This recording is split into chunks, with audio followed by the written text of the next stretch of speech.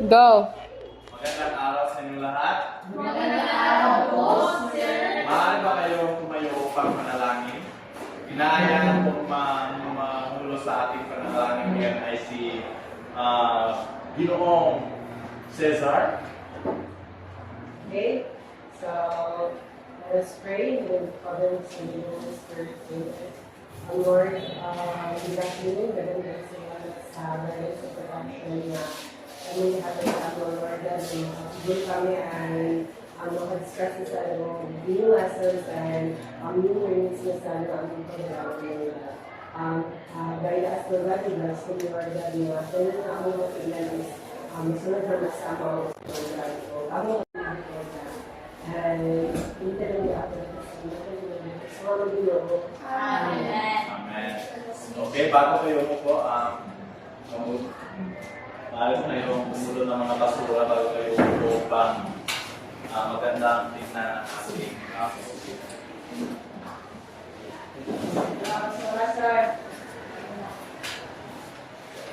Okay, so ulit, magandang araw sa inyo lahat. Magandang araw po, sir. So ang ating tatalakay ngayon ay ang papel ng mga stakeholders sa implementasyon sa curriculum.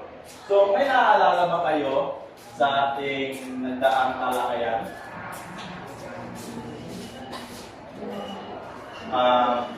Ano ba ang Miss Kabutahe?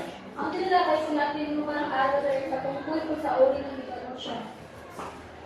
Opo, maraming salamat. So ang mga layunin ay, sa ating mga layunin ay sa katapusan ng aralin, ang mag-aaral ay maipaliwanag ang kahalagahan ng pagkilahok ng iba't ibang stakeholders sa proseso sa pag-implementa ng curriculum. Pangalawa, maipahayag ang kanilang paggalang sa papel ng bawat stakeholders sa edukasyon. At pangatlo, makaambag ng personal na pag-unawa sa mga konsepto kaugnay ng papel ng mga stakeholders sa implementasyon ng curriculum. So, maaari ba kayong bago tayo magsimula sa ating talakayan, check ko muna yung attendance. So, pakitaas sa inyong kamay if kayo ay present. So, Mitch Maratas, Present, sir. Labado Jason, Winnie, Aiza, April, Sir. Kabutahe, Present, sir. Cesar, Present, sir. Remontal, at Sabandiha. Present, sir. Okay. So, tatawagin ko ang iyong pangalan upang sumagot sa aking mga katanungan. Okay, Cesar, tumayo ka ulit at sagutin mo ang aking mga katanungan. So, para sa iyo, ano ba talaga ang papel ng mga stakeholders sa pag-implementa sa curriculum? Magandang hapon sa lahat. Siguro ang papel ng mga stakeholders sa implementasyon ng curriculum ay marami. Kagaya ng isa sa mga halimbawa, isa sa mga halimbawa is sila ang nagpapatupad sa ang pagpa-implementa sa curriculum na kung saan malaking tulong ito para sa bawat isa, hindi lamang sa mga stakeholders o sa mga guro, lalo-lalo na sa mga mag-aaral na kung saan talaga may malawak na issue sa Okay, maaari kang bumuko. Gusto ko ba ulit marinig ang sagot ninyo patungkol sa aking tanong? So, maaari ka bang tumayo, Mr. Labado? Yeah. Ano ang mga papel ng guro sa implementasyon ng curriculum? So alam natin lahat na ang guro ay siya yung sentro sa pagbibigay sa atin ng mga impormasyon o mga dapat natin matutunan na knowledge and skills to be used in the future.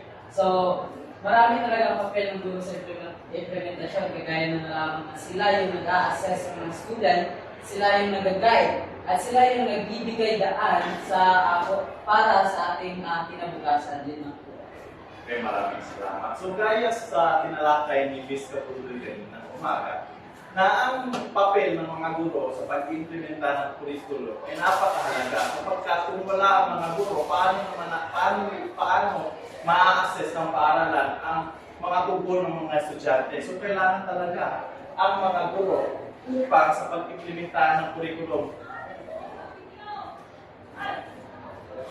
So sino-sino ba ang mga stakeholders? So para sa iyo, Mitch Maratas, sino-sino ang mga stakeholders sa paaralan? So, isa sa mga stakeholders sa paaralan is ang guro mismo na head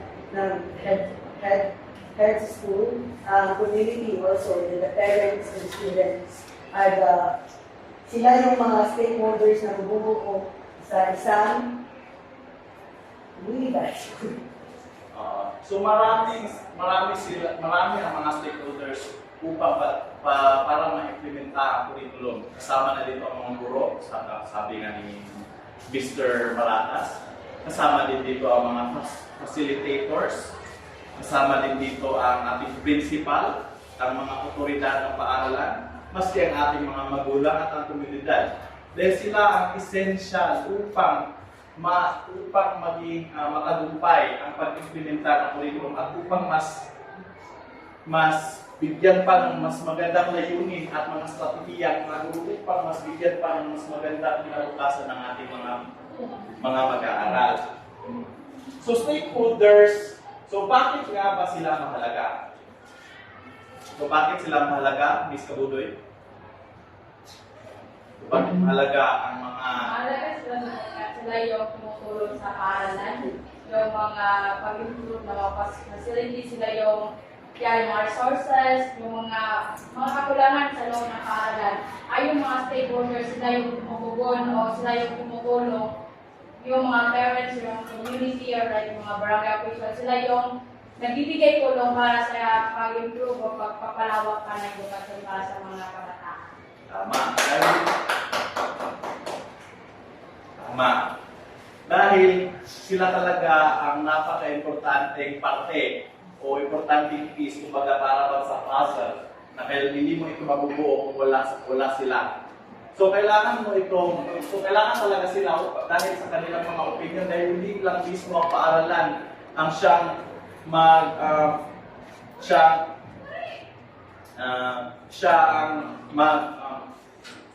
magtatakbo. So kailangan din talaga ang mga stakeholders upang mas matagumpayan pa ang mga layunin ng paaralan, ang mga mission at tugon ng paaralan. Kailangan talaga ang mga stakeholders. Naintindihan ba? Yes, sir. Naintindihan niyo ba? Yes, sir. Miss Kabutahe? Yes, sir. Okay.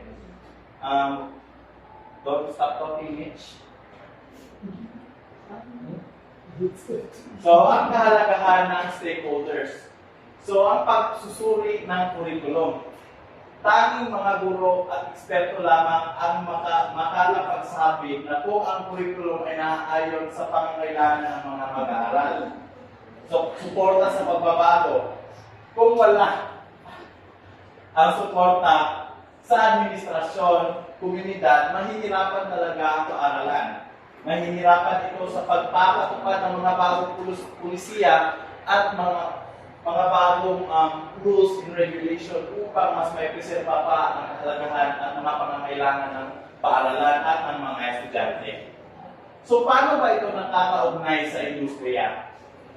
Pagtaas din yung kamay kung nais yung sumagot sa ating mga katanungan. So, bakit ba nauugnay ito sa industriya ng mga stakeholders?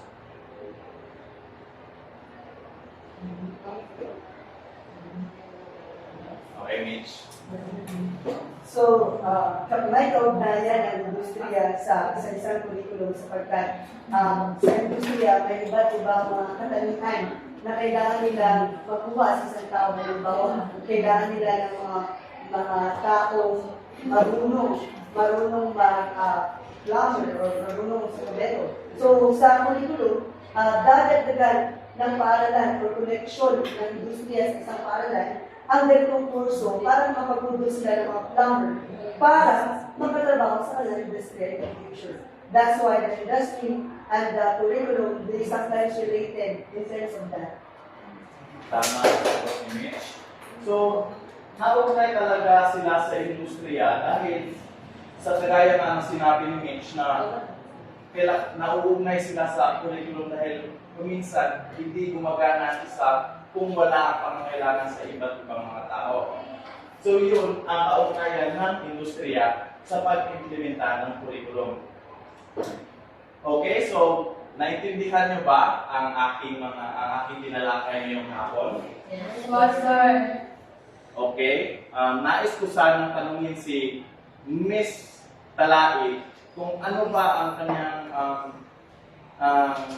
natutunan sa ating nagawang talakayan hapon ito. So, ang natutunan ko po, sir, ay ang curriculum ay hindi lang isa yung buo, kundi marami yung nandiyan yung teachers, yung parents, yung community, at yung mga administrators sa paaralan.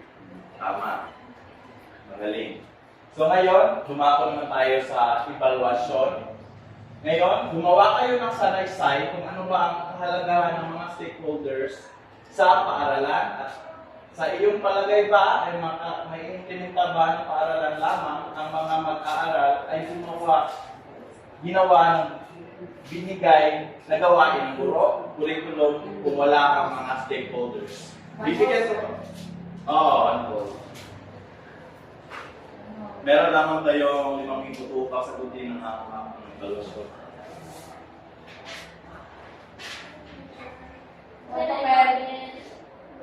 Stop copying it.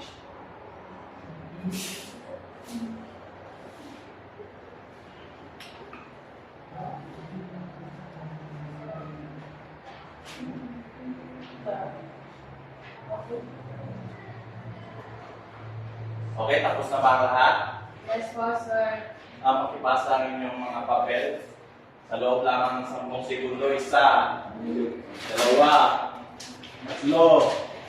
5, 6, 7, 8, 9.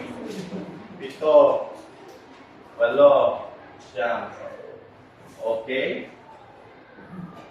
So maraming salamat. Pero bago kayo magsiuwian, ay bibigyan ko muna kayo ng assignment. At yun ang gumawa kayo ng reflection. At gumawa kayo ng reflection kung para sa inyo, paano ba talaga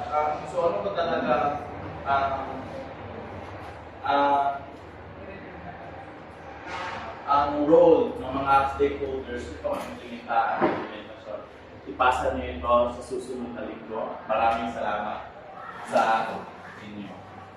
Maraming salamat, sir. Maraming salamat po, sir. Ating question, sir, sa adult student. Kailangan ito printed. Minsan. Arial 11. Sign. Size A4. Okay.